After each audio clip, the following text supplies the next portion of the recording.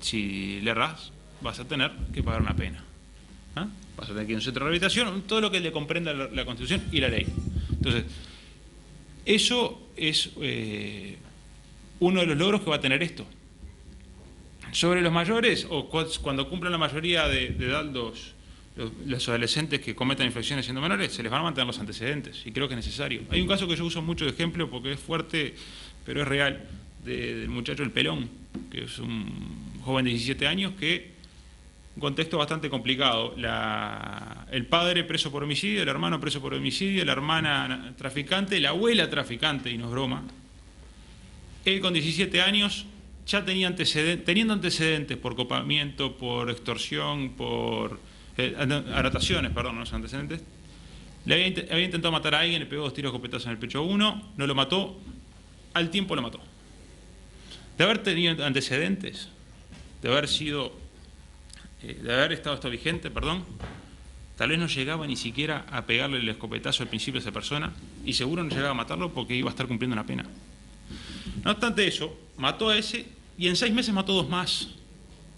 O sea que haber estado esto probado, el famoso Pelón, que fue el caso que era el que decía que mataba para hacerse respetar, teníamos 3 personas vivas.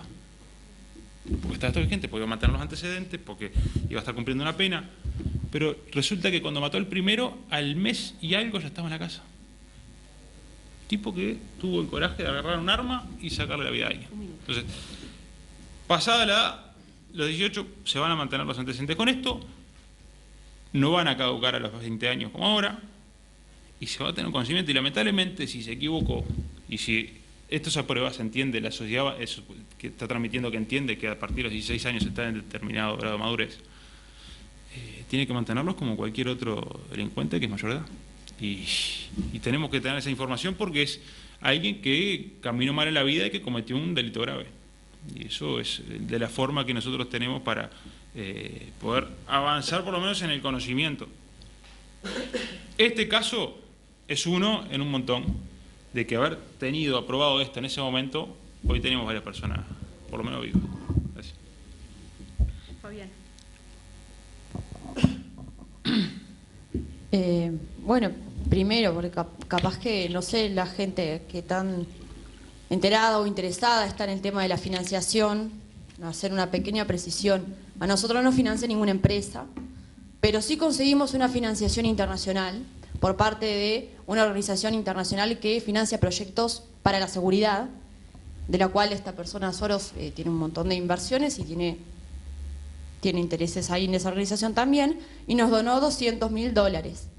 $200.000 que están en una cuenta del Banco República que se ha hecho pública y que se van a utilizar para hacer campaña durante todo el año. Ahora, si a ti te preocupa la transparencia...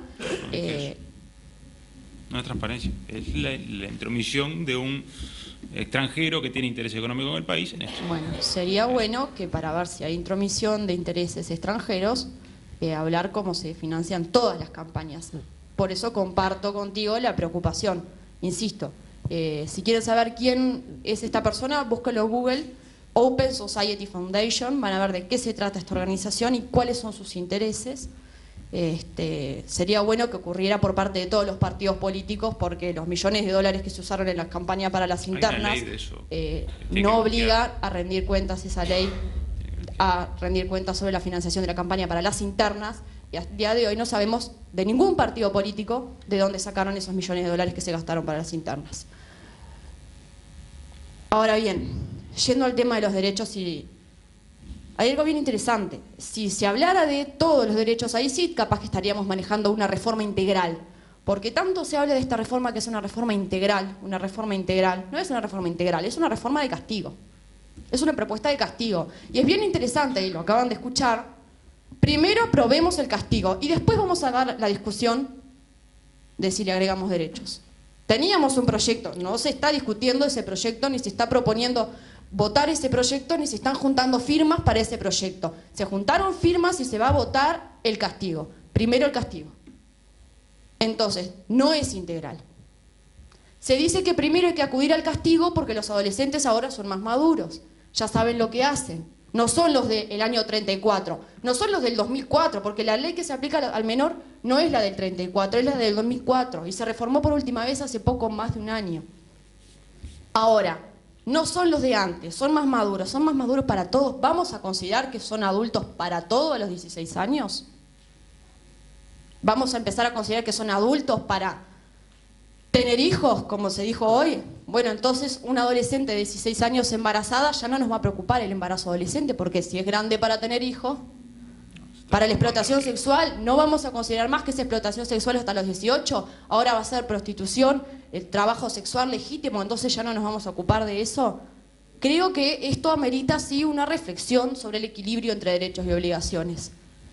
Que además hay que tener en cuenta que no es una ecuación matemática, no es te doy un derecho a cambio de una obligación. Cualquiera que ha ejercido el derecho ve que no se puede decir simplemente, hay una cuestión bilateral de, bueno, te aumento una pena y a cambio te doy un derecho. Bueno, te permito votar, pero te voy a meter preso. Porque aparte hay que tener en cuenta algo, las cosas no funcionan matemáticamente. Y el sistema está en manos de personas, de seres humanos que cometen errores, que son corrompibles. Y a mí me preocupa poner medidas tan serias y tan drásticas como estas en manos de un gobierno, y más todavía de un gobierno, y ahora me explico a qué me refiero, que no sé ni cuál va a ser, y en el actual, sobre todo, que quienes proponen esto no confían. ¿A qué voy? Sí, insisto y comparto, hay que leer la reforma. Y hay que ver todo lo que la reforma no dice y se va a dejar en manos de, primero, el que está gobernando ahora, y después ver cómo lo sigue aplicando el gobierno que viene. Entonces, hay que tener cuidado con eso. Por otro lado, con el caso del Pelón en particular, que es un caso que se repite y se repite al defender esta reforma. Del caso del Pelón a esta parte se han hecho todas las reformas de las que hemos hablado.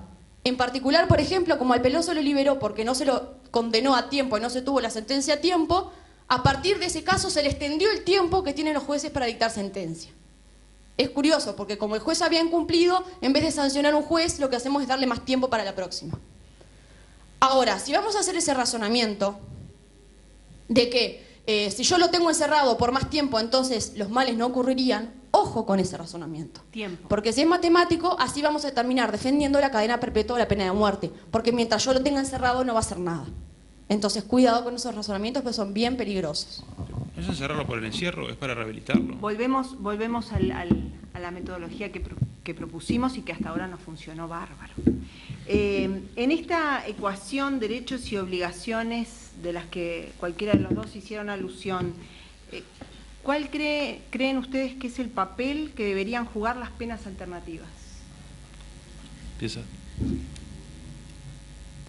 Las penas alternativas no deberían de ser alternativas.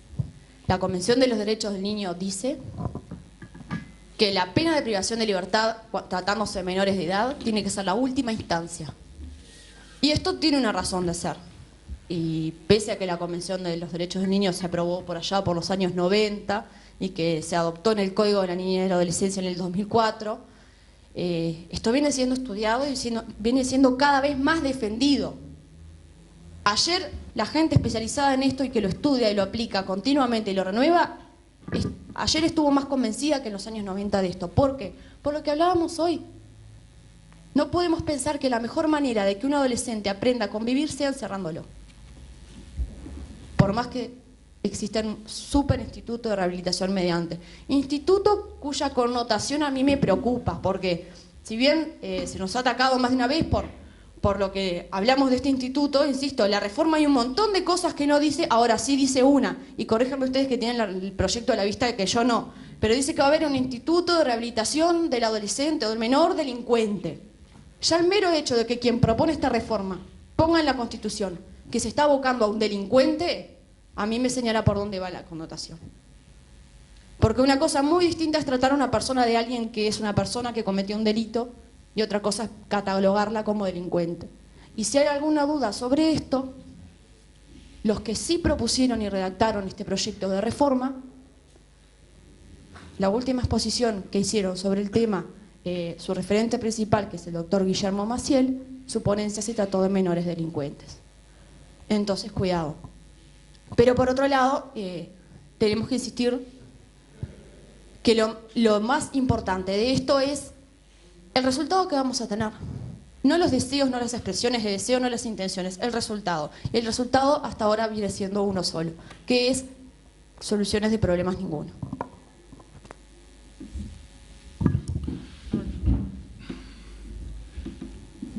A ver, nosotros necesitamos tener esto aprobado. Lamentablemente no, o sea, nosotros como país, lamentablemente cuando surge esto, estamos inmersos en un problema gravísimo.